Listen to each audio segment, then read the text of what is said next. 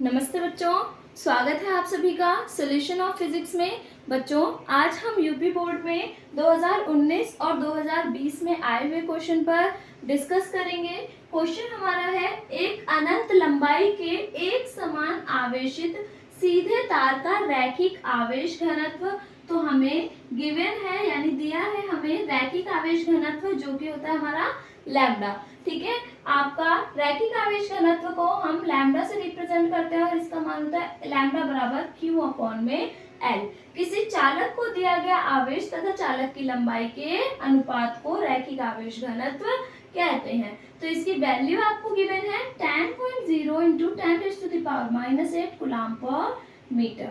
ठीक है, इसके बाद आपको तार से 2 सेंटीमीटर दूरी पर यानी आर दे रखा है 2 सेंटीमीटर दूरी पर। ठीक है, आपको स्टैंडर्ड वे में क्या करना पड़ेगा, मीटर में कन्वर्ट करना पड़ेगा सेंटीमीटर से, तो 2 × 10⁻⁻2 मीटर। ठीक है, तो 2 सेंटीमीटर दूरी पर उत्पन्न वैद्युत क्षेत्र की तीव्रता ज्ञात करनी है, तो हमें ई जो है वो ज्ञात करना है। ठीक है, अगर हम क्वेश्चन को देखें तो क्वेश्चन बेसिकली हमें गॉस की प्रमेय के अनुप्रयोग के बारे में बताता है।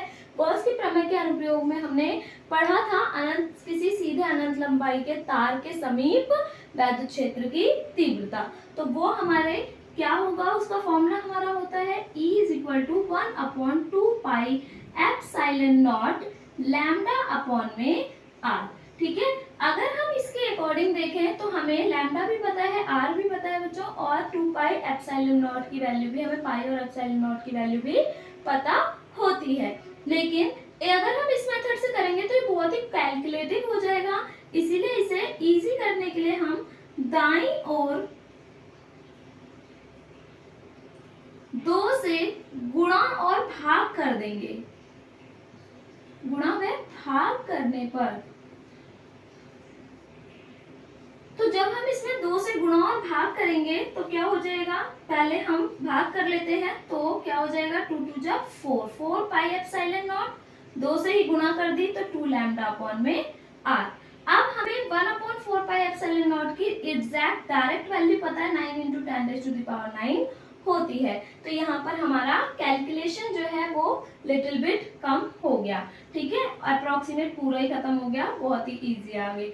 लैम्डा की अगर बात करें तो 2 × लैम्डा की वैल्यू पुट कर देते हैं 10⁻⁻8 और अपॉन में R। R हमारा 2 × 10⁻2 मीटर है। 2 से 2 कैंसिल, पॉइंट के बाद की 0 वैसे आप रिमूव कर सकते हैं। इसके बाद आप देखेंगे 9 × 10⁻, यहाँ पर 9 है, 10 यहाँ पर हो गया, 9 + 1 10 हो गया। ठीक है, 10 और यहाँ पर -8 है, तो प्लस के 10 में से 8 गया, प्लस का 2 बचा। यहाँ पर 10⁻⁻2 है, ऊपर जाएगा तो ये भी बेटा प्लस का 2 हो जाएगा। प्लस का 2 पहले से ही था तो प्लस का 2 और प्लस का 2 प्लस का 4। तो E की वैल्यू हमारी क्या हो जाएगी, 9 × 10⁻4 न्यूटन पर कूलम।